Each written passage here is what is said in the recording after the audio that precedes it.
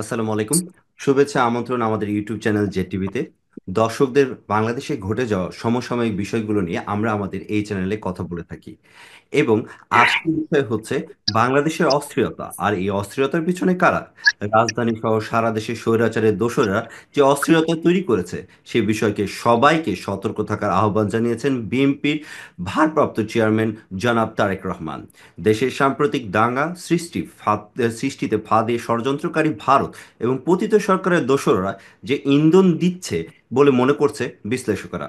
আভ্যন্তরীণ বিষয়ে ভারতের অযাচিত নাক গলানো শিষ্টাচার বহির্ভূত মন্তব্য করেছেন বিশ্লেষকরা।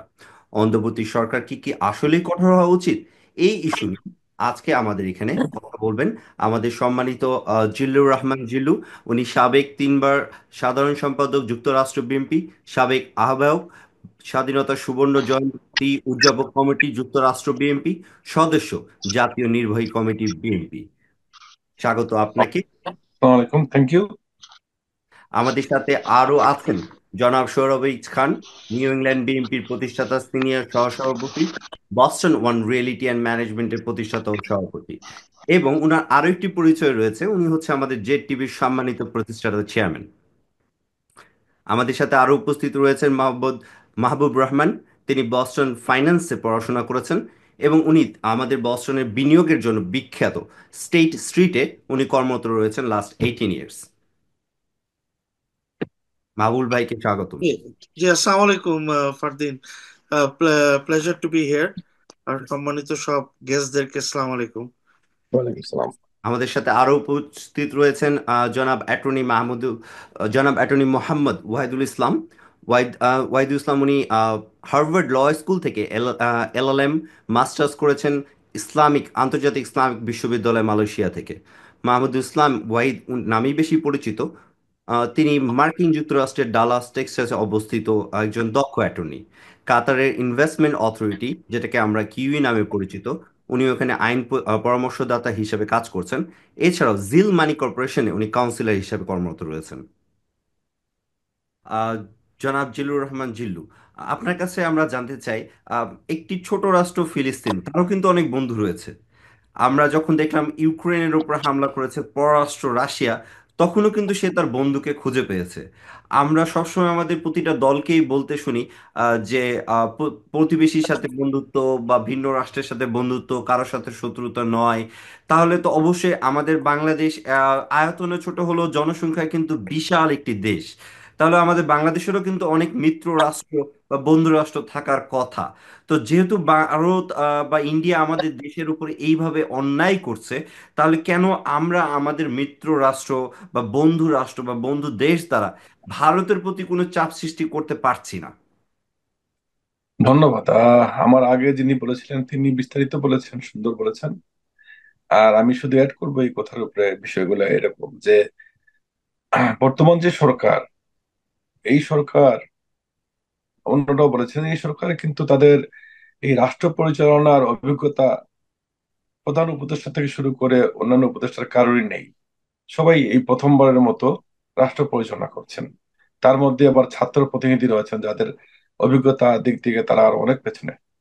তো সেই সেই দৃষ্টিকোণে আমার যেটা বিশ্বাস যে ভারত, যেহেতু ভারত পতিত স্বৈরাচারকে লালন করে থাকে, লালন করেছে 16 বছর, এবং তারা এখনো লালন করে চলেছে, তাদের স্বার্থের প্রয়োজনেই লালন করে চলেছে।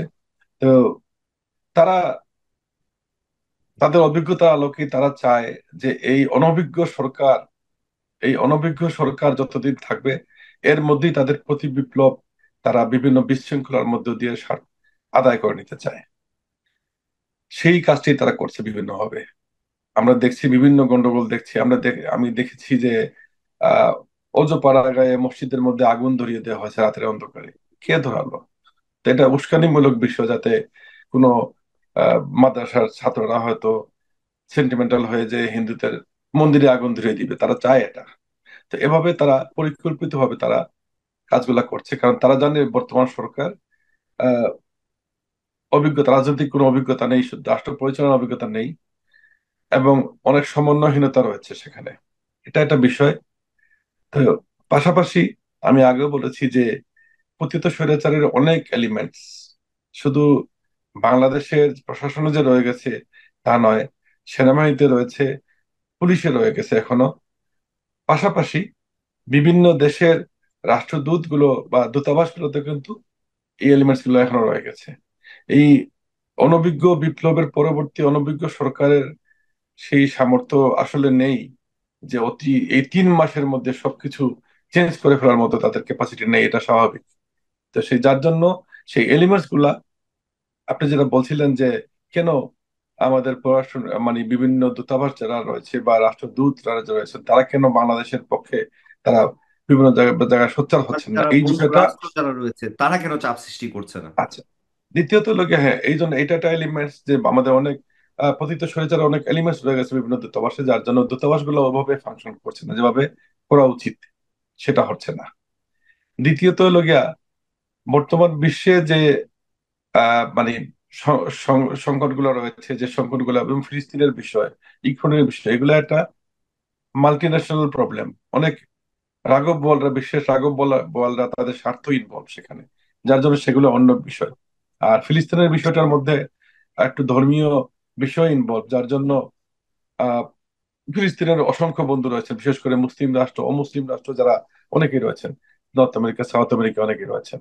সেটা ভিন্ন বিষয়, দীর্ঘদিনের অবশ্যই। সমস্যা সেটা। বাংলাদেশের যে সমস্যা, যে সমস্যাটাকে ভারত আন্তর্জাতিক মহলে সমস্যা, বিশাল সমস্যা হিসাবে দেখানোর চেষ্টা করছে, আন্তর্জাতিক মহলও জানে এটা কিন্তু ওইরকম কোনো বিশাল কিছু নয়। এটা খুব বিচ্ছিন্ন ছোটখাটো ঘটনা। তারা যেটা বলছে যে মাইনরিটি অত্যাচার হচ্ছে মাইনরিটি হিন্দুদের উপর, খুব বিচ্ছিন্ন 5-7টা ঘটনা। আমি কদিন আগে দেখেছি যে আমাদের বর্তমান সেনা প্রধান তিনি বলেছেন যে তাদের কাছে তাদের গোয়েন্দা সংস্থার মাধ্যমে রিপোর্ট এসেছে সারা দেশ থেকে মাত্র 28টা বা 30টা ঘটনা ঘটেছে যে এই ধরনের সংখ্যালঘুর উপর হামলা, এবং তারা দেখেছেন যে সেই হামলাগুলোর পিছনে যারা জড়িত সেখানে পলিটিক্যাল মোটিভেশন ছিল, মানে পতিত স্বৈরাচারের দোসররা এই কাজগুলা করেছে। বিষয়টা এরকম, যার জন্য ভারত যতই চেষ্টা করছে যে বিশ্বের কাছে জাতিসংঘ বা অন্যান্য দেশে তুলে ধরার যে এটা একটা বিশাল সমস্যা, আসলে কিন্তু বিশ্বের প্রত্যেকটা দেশের রাষ্ট্রদূত রয়েছেন বাংলাদেশে, বিশেষ করে উন্নত বিশ্বের, তাদের ইনফরমেশন রয়েছে, এবং তারাও জানে যে এটা এমন মেজর কোনো বিষয় না যেটা একটা বিশ্বে আলোড়ন সৃষ্টি করতে পারে, ইউক্রেনের মতো অথবা ফিলিস্তিনের মতো। এরকম কোনো কিছুই হচ্ছে না, খুব নিতান্তই একটা আভ্যন্তরীণ বিষয়। এবং তারা সবাই অবগত এটাও যে বর্তমান সরকার একটা বিশাল বিপ্লবের পরে মাত্র 3 মাস হলো এই সরকার পরিচালনা করছে, কাজেই বিশ্বের রাষ্ট্রগুলা সেই দৃষ্টিকোণে দেখছে। আরো একটা জিনিস আমি বিশ্বাস করি যে ভারত সম্ভবত চায় না যে একটা সত্যিকার ইলেকশন হোক, কারণ তারা জানে ইলেকশন হলে পরে রাষ্ট্র পরিচালনায় সবচেয়ে অভিজ্ঞ বাংলাদেশের এবং সবচেয়ে জনপ্রিয় দল বিএনপি রাষ্ট্র পরিচালনার দায়িত্ব আবার নিবে। তখন কিন্তু তারা আজকের যে কাজগুলো করছে এই কাজগুলো এত সহজে করতে পারবে না। সেটা দেশের অভ্যন্তরে হোক, আন্তর্জাতিক মহলে হোক, সেটা করতে পারবে না। যখনই এই গাড়িটার চালক একজন অনভিজ্ঞ থাকবেন, যার অতীতে গাড়ি চালানোর অভ্যাস নেই, তখনই সেখানে যদি কোনো দুষ্ট যাত্রী থাকে ডিস্টার্ব করতে পারবে। তো যেহেতু এই অবস্থা বর্তমানে, একটা সুষ্ঠু নির্বাচন হয়ে গেলে বাংলাদেশের সবচেয়ে সুন্দর সুষ্ঠুভাবে রাষ্ট্র পরিচালনার অভিজ্ঞতা বিএনপি, সে বিএনপি আবার রাষ্ট্র পরিচালনায় আসবে। তখন ভারত অথবা তাদের এই পতিত স্বৈরাচারের দোসররা বিশৃঙ্খলা সৃষ্টি করার সেই সুযোগ আর পাবে না আগের মতো যেটা এখন করে যাচ্ছে। এটা একটা বিষয় হতে পারে যার জন্য তারা খুব তড়িঘড়ি করে চাচ্ছে যে ইউনূস সরকার থাকতে থাকতেই তারা চাচ্ছে চরম বিশৃঙ্খলা করে তারা একটা পরিবেশ সৃষ্টি করা, যাতে তারা সেখান থেকে কোনো ফায়দা নিতে পারে। এবং আমার মনে হয় যে ইউনূস সরকারের আরো কঠিন হওয়া উচিত, বিশেষ করে ফরেন অ্যাফেয়ার্স এর বিষয়গুলা, বিশেষ করে বিভিন্ন রাষ্ট্রদূতের বিভিন্ন দূতাবাসে যারা পতিত স্বৈরাচারের এলিমেন্টস রয়েছে এদেরকে অতি সত্বর সরানো উচিত। আর তারা যদি সেটা সুন্দরভাবে সম্পন্ন করতে না পারেন, তাহলে অতি সত্বর একটা ইলেকশন দেওয়া উচিত। একটা সরকার, একটা রাজনৈতিক দল আসুক, নির্বাচিত সরকার আসুক, তাদের সরকার, বর্তমান সরকারের ডক্টর ইউনূসের সহযোগিতা নিয়েই বিএনপি সবাইকে নিয়ে ইনশাল্লাহ আরো দক্ষভাবে রাষ্ট্র পরিচালনা করবে, যাতে পতিত স্বৈরাচার বা তার দোসররা আর কোনো মাথা চাড়া দিয়ে উঠতে না পারে। ধন্যবাদ। জিরু, পরবর্তী প্রশ্নটি আপনার কাছেই। দেখুন, আমরা যেমন আমাদের একজন বক্তার কাছে জানতে পেরেছি যে তারা চায় ভারতকে বন্ধু হিসেবে রাখতে, বা কিছু রাজনৈতিক নেতা রয়েছে যারা হয়তো বিএনপিতে আছে, তাদের সাথে ভারতের একটা হয়তো শত্রুতা না হোক, বন্ধুত্ব একটা সম্পর্ক থাকতে, বা আমরা আমেরিকাতে অনেক সময় দেখি যে আমাদের রাজনীতিবিদদের বিভিন্ন দেশে তাদের বন্ধু রয়েছে। আপনি আপকামিং প্রেসিডেন্ট ডোনাল্ড ট্রাম্পের কথা যদি ধরি, তারও বিভিন্ন দেশে বন্ধু রয়েছে, ন্যান্সি পেলোসি, তারও বিভিন্ন দেশে বন্ধু রয়েছে। তো আমাদের যারা রাজনৈতিক দল বর্তমানে যারা বাংলাদেশে এখন রাজনীতি করছে, বা আমাদের জাতীয়তাবাদী দলের সাথে রয়েছে বা জামাত ইসলামের সাথে রয়েছে, তাদের কিন্তু অনেক বন্ধু ভারতে আছে। তারা ভারতে ভালো রাজনীতিকবিদ হিসাবে আছে। আমরা কি রাজনৈতিক দল হিসাবে বা রাজনৈতিক কর্মী হিসাবে ভারতের কাছে জবাবদিহিতা চাইতে পারি কিনা? যে কারণ আমরা জানি যে ডক্টর মোহাম্মদ ইউনূসের সরকার একটি নতুন সরকার, মাত্র 100 সামথিং তাদের ডে, আমাদের দেশ পরিচালনা, তাদের দেশ পরিচালনাতে অভিজ্ঞতা নেই। কিন্তু আমাদের যে রাজনৈতিক দল রয়েছে তারা কিন্তু বাংলাদেশকে সুষ্ঠু এবং একটা পরিকল্পিতভাবে পরিচালনা করার একটা অভিজ্ঞতা তাদেরই কিন্তু রয়েছে। আগামী নির্বাচন হলে তারাই কিন্তু দেশটি পরিচালনা করবে। তো সেই ক্ষেত্রে রাজনৈতিক দল যারা রয়েছে তারা এক হয়ে তাদের বন্ধু রাজনীতিবিদ যারা ভারতে কিংবা অন্য দেশে রয়েছে, অথবা ভারতের বিভিন্ন দলে বা বিভিন্ন রাজনৈতিক কর্মী হিসেবে বা রাজনৈতিক নেতা হিসেবে রয়েছে, তাদের কাছে বা এজ এ রাজনৈতিক দল হিসেবেও আমাদের এই সুযোগটা আছে কিনা যে আমরা সরাসরি ভারতের কাছে জবাবদিহিতা বা ভারতের কাছে কৈফিয়ত চাইতে পারি কিনা? ধন্যবাদ। কৈফিয়ত চাওয়ার মতো বিষয় মানে একটু একটু একটু ডিপ জিনিস। বিষয়টা হলো, হ্যাঁ, বিএনপি বা আরো অন্যান্য দলের অনেকের সাথে ভারতের অনেক রাজনীতিবিদের সাথে সম্পর্ক রয়েছে, যোগাযোগ রয়েছে, বা ইভেন ভারতের গোয়েন্দা সংস্থাও শুধু আওয়ামী লীগের সাথে যে যোগাযোগ করে তা নয়, অন্যান্য দলের সাথেও তারা যোগাযোগ করে। ঠিক আছে, আমাদের নেত্রী বেগম খালেদা যে বলেছিলেন যে বিদেশে আমাদের বন্ধু থাকবে, প্রভু না। তা আমরা প্রভু চাই না, বন্ধু চাই। ভারত আমাদের সাথে যদি যতক্ষণ পর্যন্ত বন্ধুত্বপূর্ণ সম্পর্ক রাখবে, অবশ্যই বন্ধুত্ব থাকবে। এবং এখানে আরেকটা বিষয় লক্ষ্য করার মতো, যে ভারতে কিন্তু বর্তমানে যারা ক্ষমতাসীন তারা কিন্তু ধর্মের দোহাই দিয়ে ক্ষমতাসীন, ধর্মীয় ইস্যুগুলোকে উস্কানি দিয়ে তারা কিন্তু ক্ষমতাসীন। যার জন্য এই বাংলাদেশের তথাকথিত মাইনরিটি ইস্যু নিয়ে ভারতে যারা চিল্লাচিল্লি করছে তারা কিন্তু ক্ষমতাসীন দলেরই। ভারতের যে প্রধান বিরোধী দল, যারা সকল ধর্মের সাথে একটা সুসম্পর্ক রাখে, বা ভারতের বিশাল মুসলমান সংখ্যাগরিষ্ঠ লোক যারা কংগ্রেসকে মানে সাধারণত সমর্থন দিয়ে থাকে, সেই কংগ্রেস কিন্তু এই কথাগুলো বলছে না, যে এই যে বাংলাদেশের কনসুলেটে হামলা করছে ইন্ডিয়াতে, বা বাংলাদেশকে ইলেকট্রিসিটি বন্ধ করে দিবে, বা বিভিন্ন ধরনের থ্রেট দিচ্ছে, এই কাজগুলো কিন্তু সব আপনি দেখেন সব বিজেপির কাজ। বিজেপি, কারণ তাদের এটার মধ্যে, এর মধ্যে দিয়ে তাদের কিন্তু রাজনীতি, তাদের দেশীয় রাজনৈতিক উদ্দেশ্য, এটা বাংলাদেশের সাথে যে সংঘর্ষের বিষয়টা এরকম না। এটার মধ্যে দিয়ে তারা কিন্তু ভারতের মধ্যেই তাদের জনপ্রিয়তা বাড়াতে চায়। কারণ তারা ওই হিন্দুইজম এটার উপরে বিশ্বাস বেস করেই তারা কিন্তু পলিটিক্স করে তারা ক্ষমতায় আসছে, এবং তাদের সেই জনপ্রিয়তা বাড়ানোর জন্য তারা সেটাই করছে, আমার বিশ্বাস। তো ভারতেও যদি যারা অন্তত মুক্তমনা মানুষ রয়েছেন ভারতে, বা যারা ধর্মীয় ইস্যুর উপরে বেস করে রাজনীতি করেন না, বিশেষ করে কংগ্রেস বা অন্য যারা রয়েছেন, তাদের সাথে আমাদের যোগাযোগ বাড়ানো উচিত, যাতে তারা অন্তত ভারতের অভ্যন্তরে তারা এই কথাগুলা তারা বলতে পারেন, বিষয়গুলো নিয়ে আসতে পারেন, যে আসলেই বাংলাদেশে কি হচ্ছে এবং ভারত কিভাবে রিয়েক্ট করছে। বিষয়গুলো তারা আলোচনা নিয়ে আসা উচিত, এবং সেই জন্য বর্তমান সরকারের পক্ষ থেকে হোক, অথবা বিএনপি বা আমাদের অন্য যে কোনো দলের পক্ষ থেকে হোক, ভারতের যারা সংখ্যালঘু বা এই ধর্মীয় দৃষ্টিকোণের উপর ভিত্তি করে যারা রাজনীতি না করেন না, তাদের সাথে যোগাযোগ করে বিষয়গুলা নিয়ে আলোচনা করা উচিত। বিজেপি করবে না, কারণ তাদের বিষয়, তাদের রাজনীতিটাই হলো ফ্যানাটিক রাজনীতি। তারা ফ্যানাটিজমে, হিন্দু ফ্যানাটিজমে বিশ্বাস করে। এই তাদের ফ্যানাটিজমকে তারা আরো এক্সপ্লয়েট করার জন্য তারা এই ইস্যুগুলা, তারা যখনই যেখানে ইস্যু পায় তারা সেই কাজগুলা করে।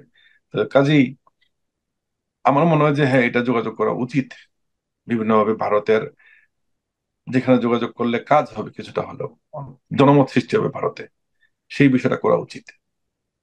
ধন্যবাদ জিল্লুর রহমান জিল্লুকে তার মূল্যবান ওপিনিয়নের জন্য। বাট আমি একটু স্মরণ করতে চাই যে সুজাতা সেন যখন কংগ্রেস যখন ক্ষমতায় ছিল, তখন কিন্তু সুজাতা সেনই প্রেসিডেন্ট এরশাদকে জোর করে নির্বাচনে পাঠিয়েছিল। এবং তার সময় কিন্তু 9/11 ঘটেছিল, এবং তার সময়ই কিন্তু আমরা দেখেছি কিভাবে আমাদের বিএনপির সভানেত্রী তাকে ঘর থেকে বের করা হলো।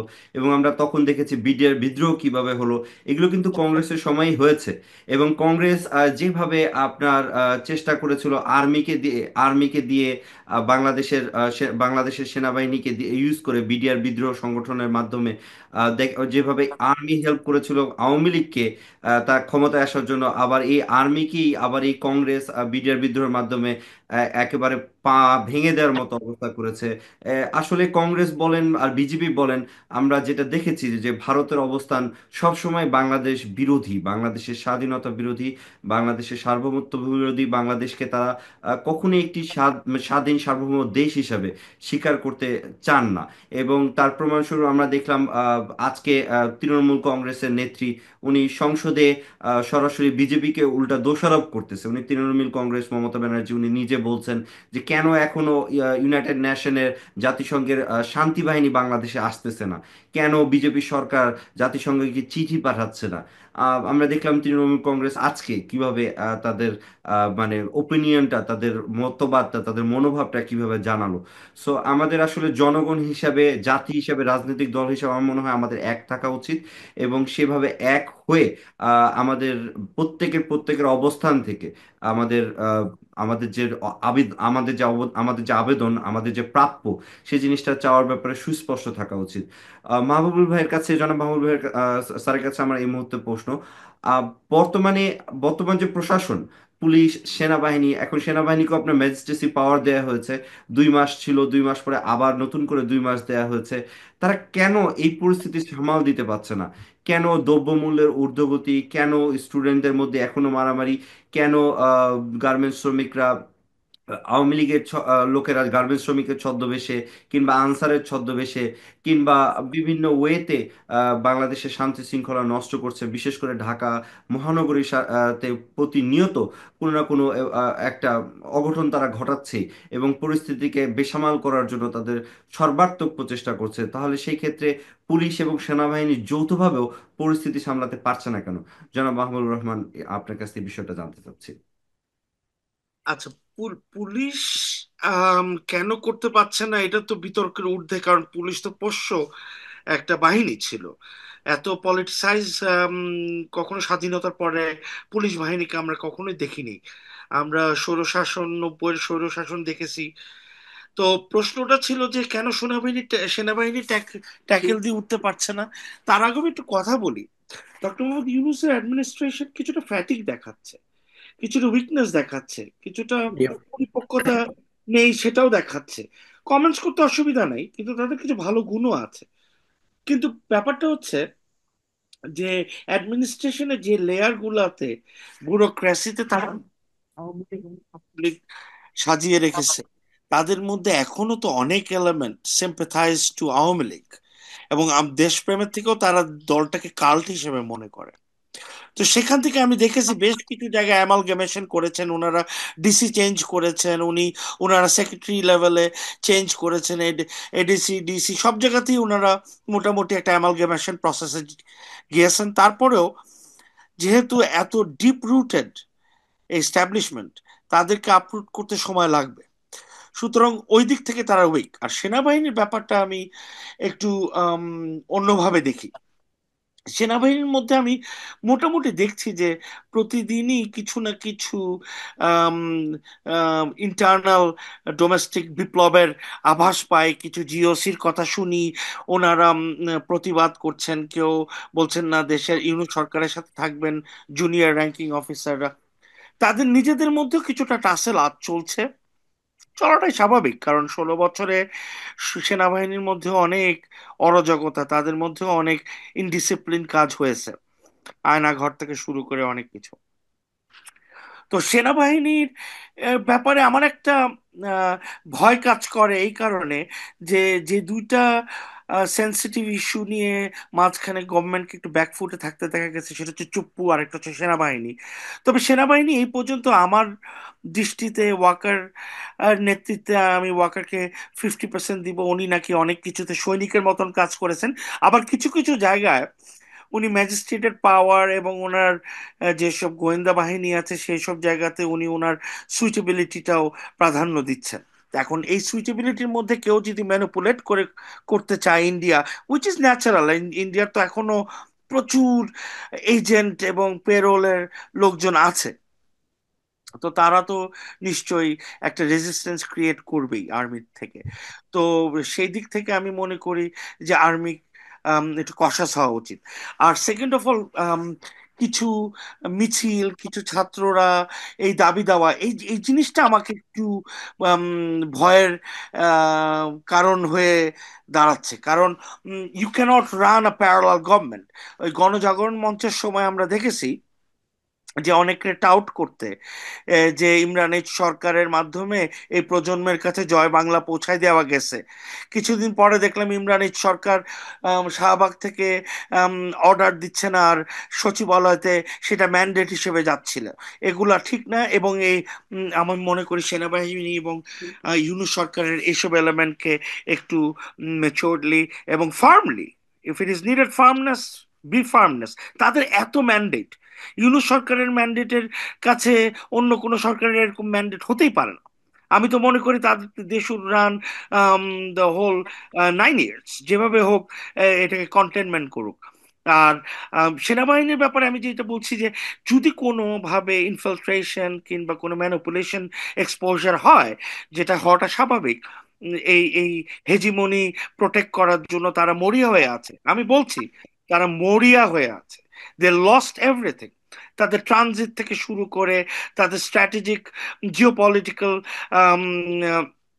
সিচুয়েশন সবকিছুই তার নেবারদের সাথে আজকাল যে বাজে রিলেশনশিপ, একজন নেবারও তো তাদেরকে সাপোর্ট করে না। আমার কাছে সবচেয়ে অবাক লাগে জয়শঙ্করের এত সুনাম শুনি, জয়শঙ্কর কি ডিপ্লোমেসি পালন করছে? তার দেশের ডিপ্লোমেসি বাইরের দেশে মানুষ মেরে আসে।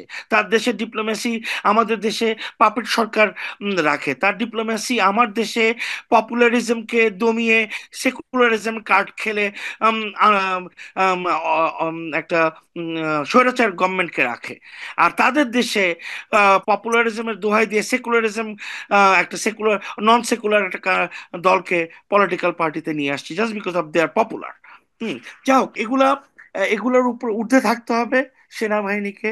সেনাবাহিনী মধ্যে যদি পরিবর্তন প্রয়োজন হয়, অবশ্যই আম, করা উচিত। এবং আমি মনে করি ইউনূস সাহেবের বিদেশি বন্ধুরা ইউনূস সাহেবকে যথেষ্ট লেভারেজ দিচ্ছেন, এবং আশা করি আমি যে ট্রাম্প সরকার ইন্ডিয়ার কেউ কিছু ক্যারেট অ্যান্ড স্টিকের মধ্যে রাখুক, কারণ তারাও রাশিয়ান অয়েল বিক্রি করেছে, তাদেরও হিউমিলিয়েট করেছে ওয়েস্টার্ন পলিটিক্সকে, তারাও অনেক ডিডলারাইজেশনে কাজ করছে। সো দেখি, ওয়েট অ্যান্ড সি। আমেরিকাও কিছুটা প্রেশারের মধ্যে রেখেছে ইন্ডিয়াকে। ইন্ডিয়া, তবে আমাদেরকে এই সময় নিজেদের ফার্মনেসও রাখতে হবে, কারণ দুই সাইড থেকে আমাদেরকে প্রেশার দিতে হবে। আর আরেকটা জিনিস আমি মনে করি, পুলিশ বাহিনীর মধ্যে যারা এখন অনেক দিন কোনো সুযোগ সুবিধা পান নাই, তাদেরকে সুযোগ দেওয়ার মাধ্যমে একটা প্রাণবন্ততা আসছে। আমারও কিছু যোগাযোগ মাধ্যম থেকে আমি জেনেছি যে বেশ কিছু আওয়ামী লীগ ঘরানার পুলিশকে এখনো তারা সাসপেনশন এবং এইসব প্রসেসের মধ্যে, ইনভেস্টিগেশন প্রসেসের মধ্যে নিয়ে যাচ্ছেন। তাদের মধ্যে একটা ক্ষোভ আছে, ভয় আছে। কিন্তু এটাকে আপনাকে বুঝতে হবে যে পুলিশরা আরো বেশি ডেঞ্জারাস।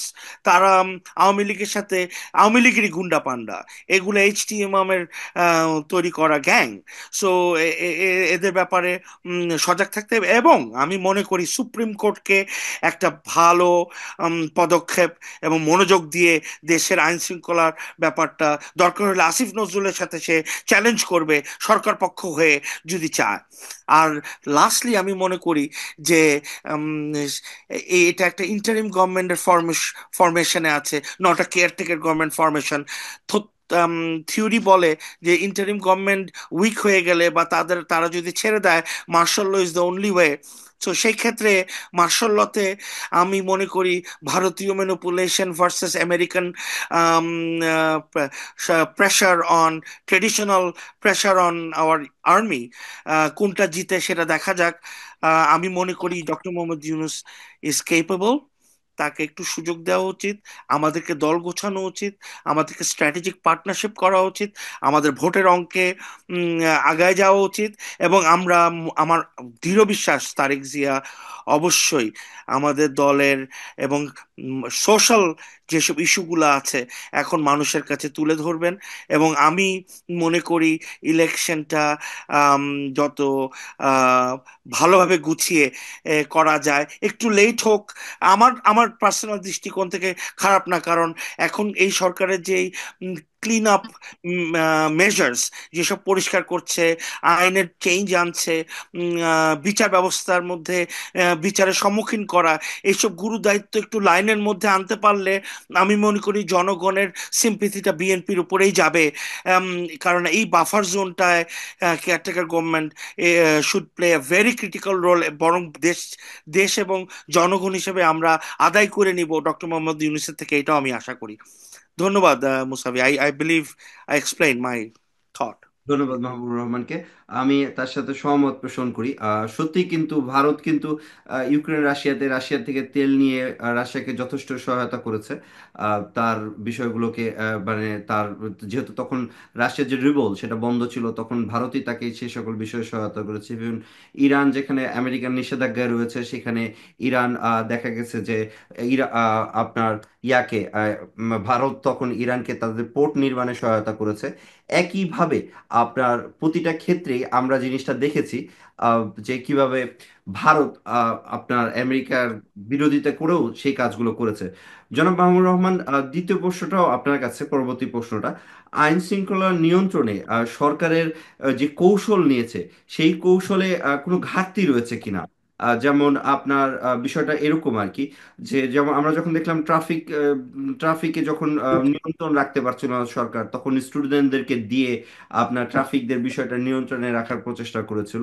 আবার দেখা গিয়েছে যে এমন করা যায় কিনা যে পুলিশের কাস্টমার সার্ভিস বা পুলিশের এই যারা সাপোর্ট নেওয়ার জন্য পুলিশ স্টেশনে আসে, তাদের সেখানে দেখা গেল যে আমাদের বিপ্লবী যে ছাত্ররা বা বিপ্লবে আহত যে জনতারা, তারা পুলিশ স্টেশনে থাকলো, তাদেরকে দেখে জনগণ একটা সাহস পেল যে না, এখানে তো আমাদের নিজেদের লোক রয়েছে। বা তাদেরকে মনিটর করার জন্য যে পুলিশ ঠিক মতো কাজ করছে কিনা, সেখানে মনিটর করার জন্য আমাদের ছাত্র জনতা যারা বর্তমানে হসপিটালে রয়েছে বা বিভিন্ন জায়গায় পঙ্গু বা বিকলাঙ্গ ধারণ করেছে, তাদেরকে একটা জব ক্রিয়েশনের মাধ্যমে বা তাদেরকে যে পর্যবেক্ষক হিসেবে তাদেরকে একটা জব বা একটা ডেজিগনেশন বা যে কোনো কিছুর মাধ্যমে একটা কৌশল অবলম্বন করে দেশের শান্তি শৃঙ্খলা পরিস্থিতি যেটা দিনের পর দিন অবনতি হচ্ছে, সেটাকে নিয়ন্ত্রণে রাখা যায় কিনা। আম, আপনাকে বলে রাখি, আমি কিন্তু বাংলাদেশে আন্দোলনের জুলাই আগস্ট সেপ্টেম্বর সময় বাংলাদেশে ছিলাম। এবং আমি বেশ কিছু জিনিস এনজয় করেছি। অবশ্যই বলবো যে আম, ক্ষমতা পরিবর্তন হবে এটা আমি কখনোই এক্সপেক্ট করি নাই। আম, তবে আল্লাহর কি রহমত, কারণ আমার খেয়াল আছে প্রতিটা মসজিদেই প্রতিটা ইমাম এই জালেম সরকারের এগেনস্টে দোয়া পড়তেন তখন জুলাই অগস্ট মাসে। তো যাই হোক, যে জিনিসটা আমি বলছিলাম, তখনকার দিনে পোস্ট 5th অগস্ট আমার কাছে মনে হচ্ছে যে দেশের মধ্যে একটা ভ্যাকুম ক্রিয়েট হয়েছে। পুলিশদের যে ইমেজ, পুলিশদের যে acceptability was the bottom in history. তো সেই জায়গায় গণ আন্দোলনের সময় দেশের মধ্যে না একটা ক্যারেক্টারিস্টিক চেঞ্জ হয়েছে। জনগণের মধ্যে যেরকম পরিবর্তন আমি দেখেছি, আমার কাছে মনে হচ্ছে এই জনগণ, এই 16 কোটি জনগণের মধ্যে যদি 5টা বছর এরকম একটা দরদ এবং নিষ্ঠা থাকে, এই দেশ যে কোথায় চলে যায়। আম, সেই ক্ষেত্রে ছাত্ররা খুব সুন্দরভাবে আম, রাস্তার শৃঙ্খলা মেনটেন করতে সক্ষম হয়েছে। কিন্তু এটাও ভুলে যেন না যে আমি যে মানুষটা 5ই অগস্টের আগে নিয়ম মানতে চাইতাম না, 5ই অগস্টের পরে তাদের সামনে শরমে আমি নিয়ম মানার চেষ্টা করেছি। তো সুতরাং তখন জনগণের মধ্যেও একটা পজিটিভ ভাইব ছিল সেটা ইয়া করার জন্য। কিন্তু আমার কাছে মনে হয় না যে দেশের মধ্যে আম, আগামী 5-6 মাসের মধ্যে আরেকটু আম, বলিষ্ঠভাবে রিওয়ার্ড সিস্টেম করে আম, ভালো প্রমোশন এবং স্ট্যাবলিশ করে পুলিশ বাহিনীকে গঠন করতেই হবে। এর কোনো বিকল্প নেই। কারণ আমাকে অ্যাডমিনিস্ট্রেটিভলি পুলিশ বাহিনী ছাড়া আমি ম্যাজিস্ট্রেট পাওয়ারও অনেক কিছুতে কোর্ট কাচারিও করতে পারবো না। তবে বাজে যেসব এলিমেন্ট আছে এদেরকে দূরে রাখতে হবে, রেইন ও শাইন। দরকার হলে আমার ওখানে যদি পা কাটতে হয় পা কেটে ফেলবো, দরকার হলে গ্যাংরিং হোক না যেটাই হোক। পুলিশ বাহিনীর মধ্যে বাজে এলিমেন্ট আছে। তারা যেসব কাজ ঘটিয়েছে, এবং 18 বছরে আমি অনেক মানুষকে দেখেছি যে তারা বাজে বাজে কেস নিয়ে দেশান্তরী হয়েছে। সব এইসব পুলিশের কাহিনী। আর 5ই অগস্টের পরে আমি পুলিশের থানাগুলোকে যেভাবে পোড়াতে দেখেছি, এগুলো প্রতীকী পুরানো। পুলিশকে না পেয়ে তারা পুলিশকে কতটুকু ঘৃণা করে সেটুকু বুঝাইতে তো হবে আমাকে, যার জন্য আমি গণভবন তছনছ করেছে কোটি কোটি মানুষ। ছাত্রদের না, বরং আমি মনে করি যে সেমাই প্রফেশনাল যারা 23-24-এর উপরে আছে, যারা আম, পড়াশোনা করছে নাও, যারা একটু বেকারের দিকে যাচ্ছে, তাদেরকে অবশ্যই একটা ইনসেনটিভ দিয়ে যেতে পারে বা টেম্পোরারি। কারণ তাদেরও তো নিজেদের লং টার্ম চিন্তা করতে হবে। ট্রাফিক সিস্টেম করে তো সমাধান হবে না। তারা যদি ভলেন্টারি প্রতি সপ্তাহে সবাই যদি 3 ঘন্টা করে প্রতিটা ওয়ার্ডে এর আগে যেরকম করে দিয়েছে সেরকম করে দিতে পারে, এটা একটা অক্সিলারি ফোর্স হিসেবে দাঁড়াতে পারে, আমার কোনো আপত্তি নেই এবং আমি খুবই পছন্দ করব। কারণ নিজের পাড়াতে নিজের ছোট ভাইরা, নিজের ভাতিজারা যখন আমাদেরকে নিজেদেরকে সোজা হয়ে দাঁড়াতে বলে, তখন খারাপ লাগে না, ভালোই লাগে। আহ, এই আর কি মুসাফি। ধন্যবাদ জনাব মাহবুবুর রহমানকে। আমরা এই মুহূর্তে আবার ফিরে আসছি সৌরভ এইচ খানের কাছে। তার কাছে আমরা জানতে চাই পরিস্থিতি নিয়ন্ত্রণে সরকারের কৌশল আসলে কি হতে পারে। হ্যাঁ, এ বিষয়ে আলোচনার জন্য আবেদন জানাচ্ছি সৌরভ এইচ খানকে। আমি এর আগে একটু যদি ইন্টারাপ্ট করি, বাই দ্য ওয়ে, আমি একটু সবাইকে থ্যাংক ইউ দিয়ে আমি একটু যেতে হবে, একটা অন্য অ্যাপয়েন্টমেন্ট আছে আমার আর কি, যদি মাইন্ড না করেন। ফারদিন, তোমার কি ওনার আর কোনো কোশ্চেন থাকলে আমি জিল্লু হ্যাঁ, ভাইকে দাও। জিলুর ভাই, তাহলে আপনার কাছে একটি সর্বশেষ প্রশ্ন আমরা রাখতে চাচ্ছি। জি। বাংলাদেশের বর্তমান পরিস্থিতিতে, যেহেতু আপনি আমাদের বিএনপির একজন সম্মানিত লিডার এবং হ্যাঁ, আমাদের সুবর্ণ জয়ন্তী পূর্ণ যুক্তরাষ্ট্রকে আপনি নেতৃত্ব দিয়েছেন পরপর 3 বার, এবং আপনি আমাদের কেন্দ্রীয় কমিটিতে রয়েছেন, তো বর্তমান বাংলাদেশের পরিস্থিতিতে জনাব তারেক রহমানের যে প্রস্তাবগুলো রয়েছে 31 দফা, হ্যাঁ, সেই বিষয়গুলো আমাদের আসলে কি করণীয় বা কি বিষয়, বা এই বিষয়ে যদি আপনার যেহেতু তারেক রহমান এখন নেই, বাট তার 31 দফা আমাদের কাছে রয়েছে, সেটা নিয়ে আপনি যদি আপনার মূল্যবান আলোচনাগুলো আমাদের। ধন্যবাদ, thank you so much. Sorry আমি জিলু ভাই, আমি সরি একটু, আমি যদি অ্যাড করি আপনার থেকে, আমরা আরো একটা কোশ্চেন শুনতে চাই, যে কোশ্চেনটা হয়তো আমি এটা নিয়ে আলোচনা করব। বর্তমান পরিস্থিতিতে ইসকনের অবস্থানটা আর ইসকনের যে কর্মকাণ্ড, এগুলো একটু ব্যাখ্যা দেন, আমরা তো একটু শুনতে চাই আর কি। ঠিক আছে, ধন্যবাদ। Thank you. আমি ওই বেশ ফারদিনের কথা বলি প্রথমেই। 31টা যে পয়েন্ট তারেক রহমান ঘোষণা করেছেন, অত্যন্ত সময়োপযোগী এবং আহ, খুবই পজিটিভ জিনিসগুলা। তো এর মধ্যে কিছু কিছু কয়েকটা বিষয় কিন্তু অলরেডি বর্তমান সরকার এগুলা মানে এক্সারসাইজ করছেন বা অনেকটা ডান। যেমন প্রথম বিষয়টা যেটা আমি বলি, প্রথম যে দফা ছিল জনগণের গণতান্ত্রিক অধিকারের লক্ষ্যে সংবিধান সংস্কার কমিশন গঠন। তো সংবিধান সংস্কারে কিন্তু একটা প্রক্রিয়া চলছে সেখানে। তো এইরকম এই 31টার মধ্যে অনেক বিষয়গুলো কিন্তু অলরেডি এই বর্তমান সরকার সেই আলোকে কাজ করছেন। হয়তো তারেক রহমানের প্রস্তাব তাদের নিজেদের মধ্যে প্রস্তাব ছিল, বিষয়গুলো সামগ্রিক ব্যাপার, তারা সেগুলো কাজ করছেন। বাকিগুলাও ইনশাল্লাহ, বাকি 31টা বাকি যে পয়েন্ট গুলো রয়েছে সবগুলোই হবে। এবং এই প্রত্যেকটা পয়েন্ট কিন্তু আমরা যদি বিশ্লেষণ করি, আমরা দেখি যে বাংলাদেশকে একটি সুন্দর উন্নয়নশীল বাংলাদেশ, উন্নত বাংলাদেশ গড়ে তুলতে এই পয়েন্ট গুলো যথেষ্ট। এইগুলোকে যদি ফোকাস করা হয়, গুড এনাফ। এবং আমি মনে করি না যে বর্তমান সরকারই যে সবগুলো সম্পন্ন করতে পারবেন, মনে করি না। এই পয়েন্টগুলো হয়তো কিছুটা তারা করবেন, বাকিগুলা একটা নির্বাচিত নির্বাচিত সরকার যখন আসবে তারা করবেন, এবং এর মধ্য দিয়ে বাংলাদেশ একটি সুন্দর উন্নত রাষ্ট্রে পরিণত হবে সে বিশ্বাস রাখি। আর এই পয়েন্টগুলো 31টা বিষয় বিস্তৃত পয়েন্ট, আহ আমি মনে করি যে এই পয়েন্টগুলো আমাদেরকে আর ফোকাস করা উচিত। এগুলা জনগণের মধ্যে সেভাবে এখনো যায়নি, সেগুলো আমাদের পৌঁছানোর দায়িত্ব, যারা এই জাতীয়তাবাদী বিশ্বাস করি আমাদের দায়িত্ব এই পয়েন্টগুলা, এই দাবি 31টা পয়েন্ট মানুষের কাছে পৌঁছে দেওয়া উচিত। তো আপনার টেলিভিশনও সেই বিষয়ে কাজ করবে সে বিশ্বাস রাখি। আর দ্বিতীয়ত হলো, সৌরভ যেটা বলেছেন ইসকনের ব্যাপার, আমি দুই ধরনের ওপিনিয়ন পাই। আমি অনেকের সাথে যোগাযোগ করি, বর্তমান সরকারের লেভেলেও আমাদের দলীয় লেভেলেও, ঢাকায় অনেকের সাথে যোগাযোগ করি, দুই ধরনের ওপিনিয়ন পাই। যেহেতু আমরা এখানে যারা আজকে কথা বলছি আমরা সবাই বাইরে থাকি, তা আমাদের ইনফরমেশনের বাইরে ফিজিক্যালি আমাদের কোনো সোর্স নাই। আমরা যতটুকু ইনফরমেশন পাই এর মধ্যে দিয়ে আমাদেরকে তা বিবেচনা করতে হয় অনেক কিছু। তা আমি যতটুকু শুনেছি, অনেক কেউ কেউ বলেন যে ইসকন এবং যারা সনাতনী ধর্ম মধ্যে করে তাদের মধ্যে একটা ব্যবধান রয়েছে, এবং যার জন্য ইসকন থেকে কিন্তু এই চিন্ময়কে কিন্তু বহিষ্কার করা হয়েছিল। তারা সেই ইসকনের নেই, সে আলাদা একটা ফ্রন্ট নিয়ে কাজ করছে। তবে একটা বিষয় আমি দেখেছি যে তাদের ভারতে হিন্দুরা কিন্তু, সেটা সনাতনী হোক ইসকন হোক আর যেই হোক, তাদের স্বার্থের প্রশ্নে তারা সবাই কিন্তু এক প্ল্যাটফর্মে আসতে পারে, কিন্তু আমরা বাংলাদেশের স্বার্থের প্রশ্নে সবাই এক জায়গায় আসতে পারি না।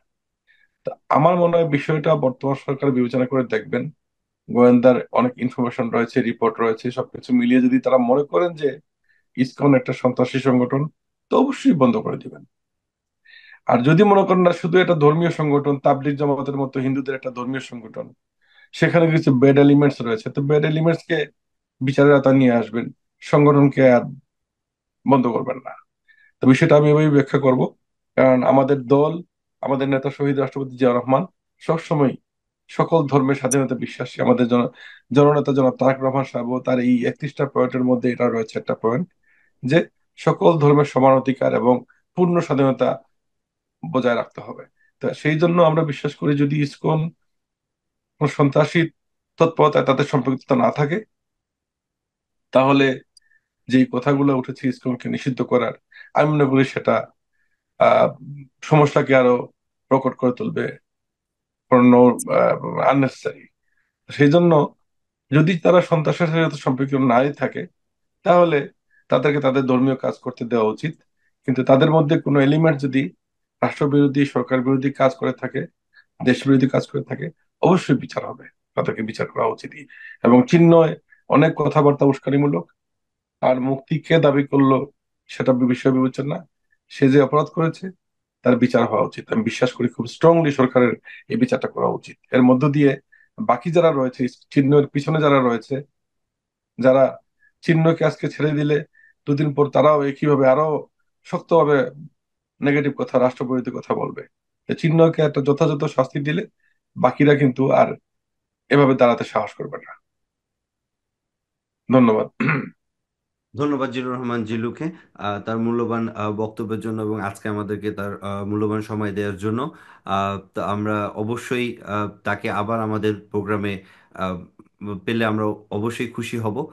তাহলে আমরা সবাই আমি জিলু। আমি আমি জিল্লু ভাইকেও ধন্যবাদ জানাতে চাই, তার কিছু সুন্দর সুন্দর পয়েন্ট শিখলাম আজকে।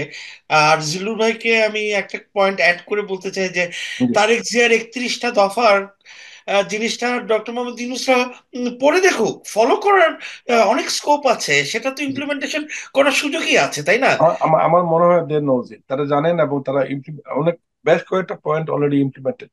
সো এটা হবে, তবে সবকিছু তারা করতে পারবেন না, সম্ভব না। রাইট। তারা সম্ভব, কারণ তারা নির্বাচিত সরকার না। তারা তারা তাদের সেই সুযোগ নাই, করতে পারবে না। সুযোগ নেই। Right. Which is true. Thank you so much, সবাইকে ধন্যবাদ।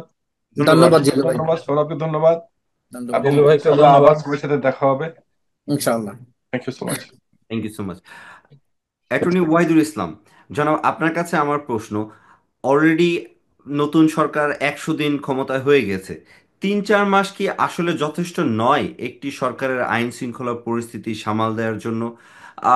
কেন এখনো সরকার পারছে না? কারণ আপনি একজন আইনের শিক্ষক, আপনি আমেরিকাতে সর্বোচ্চ বিদ্যাপীঠ হার্ভার্ড থেকে পড়াশোনা করেছেন।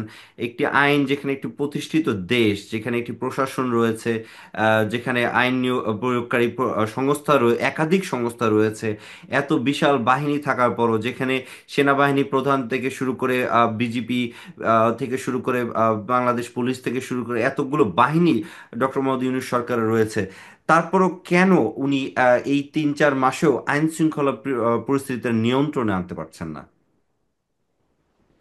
আসলে ফরদিন দেখুন, আইনের শাসন আমরা সবাই জানি। যে জাতি, সমাজ, যে জনগোষ্ঠীর আইনের শাসনের প্রতি সম্মান থাকে, সেখানে আইন শৃঙ্খলা বজায় রাখা তত সহজ হয়ে যায়। আমাদের মতো দেশগুলোতে কলোনিয়াল পিরিয়ড থেকে এ যাবৎ আস্তে আস্তে আইনের প্রতি আসলে অশ্রদ্ধা, আইনকে ফাঁকি দেয়া, আইনের ঊর্ধ্বে ওঠা, এগুলো একটা প্রবণতা, এগুলো একটা সংস্কৃতি হয়ে গেছে। যে কারণে দেখা যায় যে আহ, খুব সাধারণ মানুষ, তাদের উপর আইন প্রয়োগ করা হয়, আর মন্ত্রীর ছেলেরা গাড়ি হাঁকিয়ে সমস্ত ট্রাফিক রুল ভায়োলেট করে, তাদের কিছুই হয় না, বরং তাদেরকে ধরতে গেলে পুলিশকে মারধর খেতে হয়। তো এই পরিস্থিতি আমরা বাংলাদেশে দেখি। বাংলাদেশে মানুষকে কিভাবে আইনকে অবজ্ঞা করবে, আইনকে অবহেলা করবে, আইনকে ভায়োলেট করবে, সেই প্রবণতা সবার ভিতরে কম বেশি থাকে। ওই একই ব্যক্তি যখন আমেরিকায় আসে, আমরা দেখি পুরাদস্তুর একেবারে শৃঙ্খলিত জীবন যাপন করতে তারা অভ্যস্ত হয়ে যায় রাতারাতি, যখন তখন, এখানে পা দেওয়ার সাথে সাথে। তো কাজেই আসলে আহ 3 মাস, 4 মাস বা বছরের পর বছর, মানে কোন সময়টা লাগবে, তার থেকে বড় কথা হচ্ছে যে আহ, যিনি আইন প্রয়োগ করবেন, তার আহ, আইন প্রয়োগের সদিচ্ছাটা কি, এবং সেই আইন প্রয়োগের শক্তি, সাহস, সামর্থ্য আহ, এবং দক্ষতাটা কি, সেটার উপর নির্ভর করে। এবং সেটার প্রতি জনগণের আস্থা কতটুকু, সম্মান কতটুকু, সেটার উপর নির্ভর করে। তো এই দুইটার যখন মিল ঘটে, মানে যারা শাসন ক্ষমতায় আছেন তারা খুব কঠোরভাবে আইনের প্রয়োগ চান, সবার প্রতি আইন সমানভাবে প্রয়োগ করতে চায়, কাউকে আইনের ঊর্ধ্বে রাখতে চান না, এবং নিজেরাও কেউ আইনের ঊর্ধ্বে মনে করেন না, এবং যে কোনো মূল্যে আইনকে সমুন্নত করাটা তাদের মানে দৃঢ় প্রতিজ্ঞা, বদ্ধপরিকর হয়ে যান। এরকম যদি পরিস্থিতি হয়, তাহলে একটা ঘোষণাই যথেষ্ট যে আজ থেকে কেউ আইনের ঊর্ধ্বে নয়, কেউ আইন ভঙ্গ করে মাপ পাবে না, কেউ বাঁচতে পারবে না। এবং জনগণ যদি মনে করে না, না, আসলে তারা সিনসিয়ার, তাহলে, এবং আহ, তাদের সেই সক্ষমতা আছে, তাদের সেই বলিষ্ঠতা আছে, তাহলে একটা ঘোষণা, একটা জাতির উদ্দেশ্যে ভাষণই যথেষ্ট হতে পারে, এবং একদিনেই মানে আইনের শাসন কায়েম হতে পারে। হয়তো সেটাকে স্থিতিশীলতা দিতে একটু সময় লাগতে পারে, জনগণকে, মানে যারা আইন ভঙ্গ করে তাদেরকে প্রমাণ করা যে যত আইন ভঙ্গ করবে ততই তোমরা বাধার মুখোমুখি হবে, ততই তোমরা বিপদের মুখোমুখি হবে। এই মেসেজটা মানুষের কাছে যেতে একটু সময় লাগতে পারে, কিন্তু একদিনেই একটা জাতিকে কন্ট্রোলে আনা সম্ভব। আহ পক্ষান্তরে যদি আহ, আমাদের সেই সদিচ্ছাটা না থাকে, অথবা সদিচ্ছা আছে কিন্তু আমাদের সেই যোগ্যতা নেই, সেই দক্ষতা নেই, সেই জনবল নেই, সেই রিসোর্স নেই, এবং এর পাশাপাশি জনগণের আস্থা নেই, তাহলে বছরের পর বছর আইনের শাসন কায়েম করার স্লোগান দিলেও আইনের শাসন কায়েম হবে না। তো সেজন্য মানে এখন যেহেতু দেশটা স্বাধীন হয়েছে, এবং যারা মানে ক্ষমতায় আছেন, রাষ্ট্র পরিচালনা করছেন, তাদের প্রতি সাধারণ মানুষের আস্থা আছে। আমরা চাইবো যে তারা অত্যন্ত বজ্র কঠিন হন আইনের প্রয়োগের ক্ষেত্রে। কাউকেই আইনের ঊর্ধ্বে মনে করবেন না, কাউকেই ছাড় দিবেন না।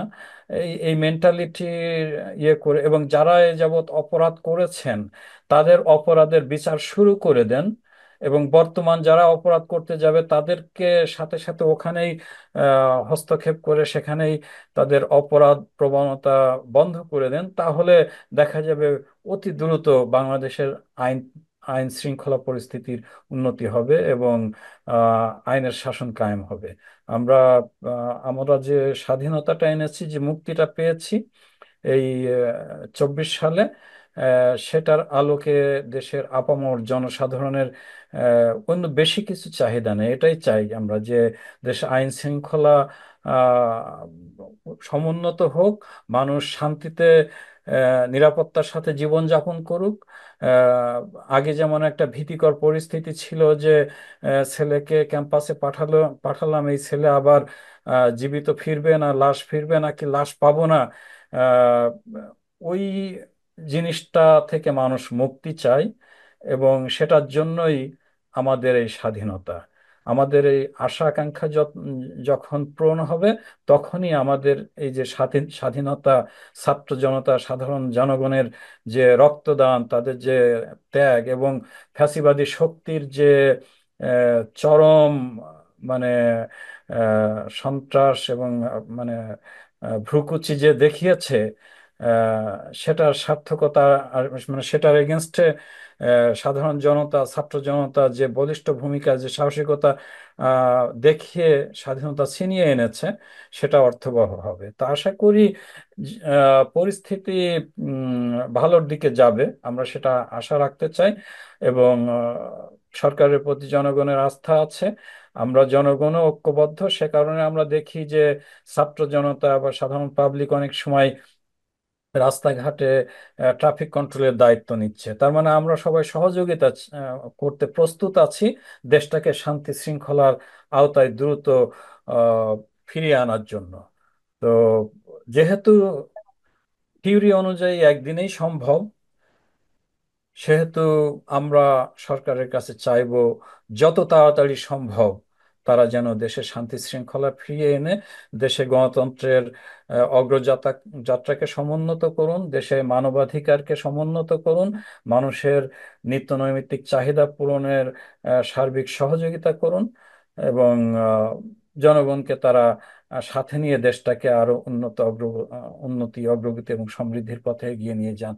এই এই আশা আমরা তাদের কাছে করতে চাই। ধন্যবাদ। অ্যাটর্নি ওয়াহিদুলের কাছে আমার পরবর্তী প্রশ্ন, আমরা যেখানে দেখেছি ফ্যাসিবাদ সরকারের আমলে কিভাবে এজলাস থেকে বিচারপতিকে নামিয়ে তাকে তুচ্ছ তাচ্ছিল্য করা হয়েছে, যেখানে আমরা দেখেছি আমাদের সর্বোচ্চ আদালত সুপ্রিম কোর্টের অ্যাটর্নি জেনারেলকে বলতে শুনেছি যখন ফ্যাসিবাদী দলের নেতাকর্মীরা আমাদের সুপ্রিম কোর্টে ঢুকে ভাঙচুর করে, ওনার কাছে আমরা বলতে শুনেছি আজকে আদালতে জানাজা হয়ে গিয়েছে। যেখানে আমরা স্বাধীনতা পাওয়ার পরেও আমাদের সাইফুল ইসলামকে হত্যা হতে দেখেছি, যেখানে যেখানে মানুষ বিচারের জন্য যাবে, আমাদের সর্বোচ্চ যেখানে আমাদের সবার আস্থা যেখানে যে আদালত, সেই আদালতের তার কর্মস্থল থেকে তাকে টেনে হিচড়ে কুপিয়ে হত্যা করতে দেখেছি। এবং সেই ইসকনের নেতারাই আবার এই শান্তি শৃঙ্খলা প্রতিষ্ঠার জন্য সেনাবাহিনী এবং পুলিশ যখন তাদেরকে সরানোর চেষ্টা করে তাদের গায়ে অ্যাসিড নিক্ষেপ করতে দেখেছি। তো এই যে ইসকন বা এই ইসকন যে এই এই ধরনের কাজ করা বা মানে দুঃসাহস বললেও ছোট করে বলা হবে, হ্যাঁ, যে এটাকে বলা যায় যে অপরাধ। আপনি আদালতে সংঘবদ্ধভাবে আপনি এখানে যে গ্যাং বা আপনার যে আমরা বলতে পারি যে দুর্বৃত্তায়ন যে করা জিনিসগুলো বা মানুষকে হত্যা করা বা বিচার বিভাগকে অবমাননা করা, এই বিষয়গুলোকে তারা কোনো মানে গুরুত্ব তো দূরের কথা, এটা যে একটা মিনিমাম যে একটা শ্রদ্ধাবোধ সেই জিনিসটাও কিন্তু ইসকনের নেই। তাহলে এই ইসকনের ব্যাপারে আপনার অবস্থানটা কি? আহ, আহ, ধন্যবাদ। ইসকনের ব্যাপারে আমার দৃষ্টিভঙ্গি কি সেটা পরে আসি। তার আগে আপনি যেখান থেকে শুরু করলেন সেখানে থেকে আমি শুরু করি। একটা দেশ এবং জাতির সর্বশেষ আশা ভরসার স্থল হচ্ছে সে দেশের বিচার বিভাগ, বিচার ব্যবস্থা। আহ, মানুষ প্রশাসনের কাছে, তারপরে আইনের মাধ্যমে বা বিভিন্নভাবে বিভিন্ন রাজনৈতিক প্রতিপক্ষের কাছে নির্যাতিত হয়ে, অপমানিত হয়ে, অপদস্থ হয়ে, পদদলিত হয়ে আইনের কাছে গেলে আইন তার একটা সুব্যবস্থা করে দেয়, আইন তার একটা সুরক্ষা দেয়। দুঃখজনক হলেও সত্য, বাংলাদেশে আমরা যে ফ্যাসিবাদ দেখেছি, রাজনৈতিক ফ্যাসিবাদের থেকেও, প্রশাসনিক ফ্যাসিবাদের থেকেও, আইন প্রণেতাদের ভিতরে যে ফ্যাসিবাদী মনোভাব সেটার থেকেও বড় ফ্যাসিবাদী ভূমিকা রেখেছিল আমাদের বিচার ব্যবস্থা। বিচার ব্যবস্থার ফ্যাসিবাদী মনোভাবের কারণেই রাজনৈতিক ফ্যাসিবাদ, প্রশাসনিক ফ্যাসিবাদ, আইন প্রণেতাদের ভিতরকার ফ্যাসিবাদ তারা আস্কারা পেয়েছে। এবং যে কারণে বাংলাদেশের সাধারণ মানুষের বিচার পাওয়ার আর কোনো জায়গা ছিল না। যে কারণেই আমরা মানে আদালত ভাঙচুর, তারপরে যারা নীতিবান বিচারপতি তাদেরকে অপমান করা, এবং যারা সবচেয়ে দুশ্চরিত্রবান এবং দুর্নীতিপরায়ণ আইনের অঙ্গনের ব্যক্তি, যারা মাস্তান এবং খুনি, তাদেরকে বিচারালয়ের পবিত্র অঙ্গনের সর্বোচ্চ পজিশন দেওয়া হয়েছে। দিয়ে ফ্যাসিবাদকে আহ, এমনভাবে পুনর্বিন্যাস এবং মানে সুপ্রতিষ্ঠিত করা হয়েছে যে বাংলাদেশের মানুষ একসময় ভেবেছিল আল্লাহর একান্ত খাস রহমত ছাড়া এদের থেকে মুক্তির আর কোনো উপায় নেই। তো সেটাই তো এই এই এই বিচার ব্যবস্থা যেটা আমরা এ যাবৎ দেখে আসছি। তো সেখানে আহ আল্লাহর অশেষ শুক্রিয়া যে আমাদের ছাত্র সমাজ আমাদের ঘুম ভাঙিয়ে দিয়েছে। আমরা যারা মনে করতাম যে আল্লাহর খাস রহমত ছাড়া এদের হাত থেকে বাঁচার কোনো উপায় নেই, হ্যাঁ, আল্লাহর খাস রহমতেই হয়েছে, কিন্তু আমাদের এই আল্লাহর খাস রহমতে আল্লাহ আমাদের ছাত্র জনতা এবং সাধারণ পাবলিক তাদের ডাকে সাড়া দেওয়ার কারণেই আমরা দ্রুত যাবতীয় ফ্যাসিবাদের আহ, মানে নাগপাশ থেকে জাতিকে মুক্ত করতে পেরেছি। এবং এই মুক্ত স্বাধীন বাংলাদেশে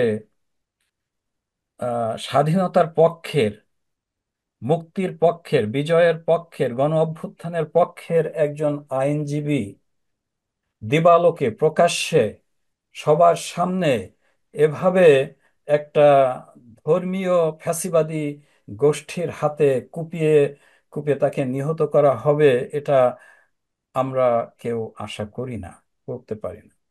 তো ফলে আহ ইসকন যেটা করেছে সেটার ভিতরে ইসকনের পরিচয় আমার কাছে আর জানতে চাওয়ার কোনো প্রয়োজন নেই যে ইসকন সম্পর্কে আপনার মনোভাব কি।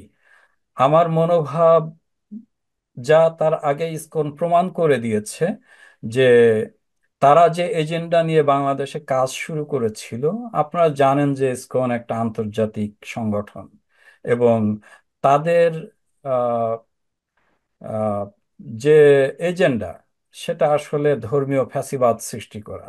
গণতন্ত্র, মানবাধিকার এগুলোর সাথে ইসকনের এজেন্ডা যায় না। আমরা সমস্ত ধর্মের প্রতি শ্রদ্ধাশীল, আমরা মানুষের ধর্মীয় অধিকারের প্রতি শ্রদ্ধাশীল। বরং বাংলাদেশের মানুষ ধর্মীয় ধর্মচর্চা, যে গোষ্ঠীরই হোক, যে ধর্ম গোষ্ঠীরই হোক, তাদের ধর্মচর্চায় আমরা সহযোগিতা করি, তাদের পাশে দাঁড়াই। এবং এটা বাংলাদেশের ইতিহাস ঐতিহ্য। সেখানে ইসকনের মতো একটা ফ্যাসিবাদী সংগঠন তারা বাংলাদেশে যে চেতনা নিয়ে এসেছে, এটা অন্য কোনো চেতনা নয়, হিন্দুত্ববাদের চেতনা। হিন্দুত্ববাদ, আরএসএস, তাদের একটা অফশুট হচ্ছে এই ইসকন। আপনারা হয়তো জানেন যে ইসকন 1966 সালে নিউ ইয়র্কে ইসকনের জন্ম। এবং যে এটা যিনি প্রধান, প্রভুপাদ, তার সাথে মোসাদের এবং জায়নিজমের ঘনিষ্ঠ সম্পর্ক ছিল এবং জায়নিস্টরা তাকে প্রমোট করেছে।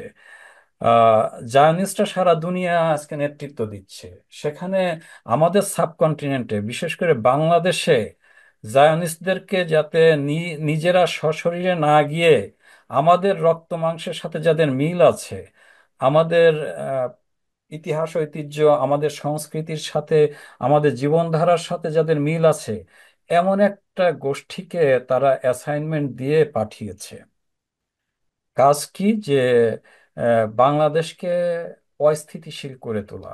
এবং এরপরে যখন মোদী সরকার ক্ষমতায় আসলো, তখন হিন্দুত্ববাদকে প্রমোট করার জন্য এবং বাংলাদেশের রক্ত মাংসে শিরা উপশিরায় কিভাবে হিন্দুত্ববাদ সুপ্রতিষ্ঠিত করা যায় সেটার এজেন্ডা নিয়ে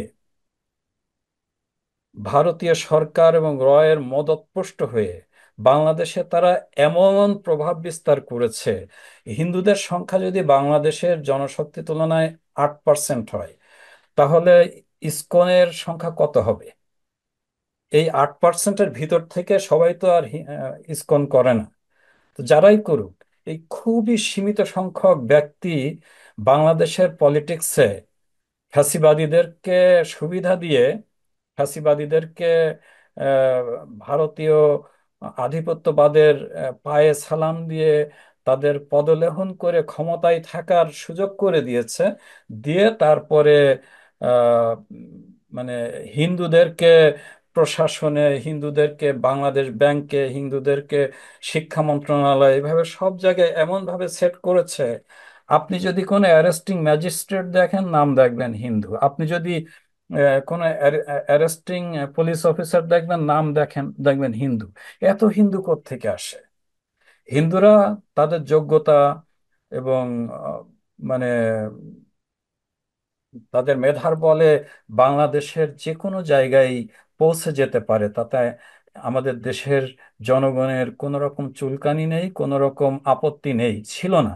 আমরা এখানে যুগের পর যুগ অত্যন্ত শান্তি শৃঙ্খলার সাথে একে অপরের প্রতি সহমর্মিতা এবং সহনশীলতার সাথে ভাই ভাইয়ে মতো আমরা একই পরিবারের আহ, মানে সদস্য হিসেবে বসবাস করে আসছি। সেখানে ইসকন আমাদের দেশে এসে মুসলমানদেরকে মানে করা, মানে দুর্বল করার জন্য এবং এই দেশটাকে হিন্দুয়ানি রাষ্ট্রে পরিণত করার জন্য, সংখ্যাগরিষ্ঠ মুসলমানের দেশে সবকিছু হিন্দু নিয়মে চলবে এবং হিন্দুদের প্রভাব প্রতিপত্তি সবার উপরে থাকবে, এই এজেন্ডা নিয়ে তারা এসেছিল। এবং সেটার যখনই ছন্দ পতন ঘটলো এই বিপ্লবের মাধ্যমে, ওদের তো মাথা খারাপ হয়ে গেছে। ওদের মানে আহ, ওদের ওদের এটা ছিল মরণ কাম। সেই মরণ কামড়ই তারা দিতে শুরু করেছে। আমাদের সৌভাগ্য যে বাংলাদেশের আপামর জনসাধারণ, ছাত্র জনতা এটা বুঝতে পেরেছে। আমরা যেমন আর ভারতীয় আধিপত্যবাদকে আহ, পাত্তা দিতে চায় না, প্রশ্রয় দিতে চায় না, তেমনি ভাবে ভারতীয় আধিপত্যবাদ, বিগ ব্রাদারহুড যারা এদেশে চালাতে চায়, তাদের যত এজেন্ট আছে এদেশে, যে ফ্যাসিবাদী এজেন্ট যারা ক্ষমতাচ্যুত হয়েছে এবং তাদেরকে ক্ষমতায় রেখে যারা লুটে পুটে খেয়েছে এবং এদেশে প্রভাব প্রতিপত্তি বিস্তার করেছে, কাউকেই আমরা আর প্রশ্রয় দিতে চাই না। তো ফলে ইসকনের ভাবমূর্তি ক্ষুণ্ণ হওয়ার প্রশ্ন না, বরং ইসকনের কোনো এজেন্ডাই আমরা এদেশে বাস্তবায়ন হতে দিতে চাই না, যদি না ইসকনের সেই এজেন্ডা আমাদের স্বাধীনতার সার্বভৌমত্বকে অস্বীকার করে, যদি না তারা বাংলাদেশের নাগরিক হয়ে, বাংলাদেশের নাগরিক সুলভ আচরণ না করে অন্য আরেকটি দেশের নাগরিক হয়ে সেই দেশের সভ্যতা, সংস্কৃতি, সেখানকার ধর্মীয় আচার আচরণ এখানকার মানুষের উপর চাপিয়ে দিতে চায়। সেই সুযোগ বাংলাদেশের জনগণ আর তাদেরকে দিতে চায় না। এখন সময় এসেছে Right. ইসকনকে শৃঙ্খলিত করা। তারা আমাদের দেশের এই অর্জিত স্বাধীনতা সার্বভৌমত্বকে যেন আর কোনোভাবেই ক্ষতিগ্রস্ত না করতে পারে, কুঠারাঘাত না হানতে পারে, সেজন্য আমাদের সরকারকে বলিষ্ঠ ভূমিকা রাখতে হবে, এবং এদেশের প্রত্যেকটা জনগণ, শুধু মুসলমানদের কথা বলছি না, যারা প্র্যাকটিসিং হিন্দু আছেন, যারা ধর্মপ্রাণ হিন্দু, তারাও কিন্তু ইসকনের এই এজেন্ডাকে সাপোর্ট করতে পারেন না। কারণ ইসকন আহ, ধর্ম চর্চার জন্য আসেননি, তারা রাজনীতি চর্চার জন্য এসেছে, সাংস্কৃতিক আগ্রাসনের জন্য এসেছে, এবং সেটা এদেশের শান্তিপ্রিয় ধার্মিক হিন্দুদের জন্য ক্ষতিকর। কাজেই বাংলাদেশের প্রত্যেকটা ধর্মীয় গোষ্ঠীর জন্য ইসকন চরম মারাত্মক আহ, একটা হুমকি। এদেরকে এখনই প্রতিহত করতে হবে, প্রতিরোধ করতে হবে, এবং আমাদের দেশের শান্তি শৃঙ্খলা যাতে কোনো রকম বিঘ্নিত না করতে পারে, আমাদের গণতন্ত্রের পথে পদযাত্রা যাতে ব্যাহত না করতে পারে, ফ্যাসিবাদকে যেন আবার ফিরিয়ে আনার সুযোগ করে না দিতে পারে, সেজন্য আমাদেরকে সজাগ থাকতে হবে। এবং সেটা করতে হলে অবশ্যই ইসকনকে আইনের আওতায় আনতে হবে। ধন্যবাদ। ধন্যবাদ অ্যাটর্নি ওয়াহিদুল ইসলামকে তার অপিনিয়নের জন্য। দর্শক, এই ছিল আজকে আমাদের আলোচনা। আগামীতে আবারও দেখা হবে অন্য কোনো বিষয় নিয়ে। সেই পর্যন্ত ভালো থাকুন, সুস্থ থাকুন। সবাইকে ধন্যবাদ। জেড টিভি থেকে আমি মুসাভি আল ফারদিন। থ্যাংক ইউ সবাইকে।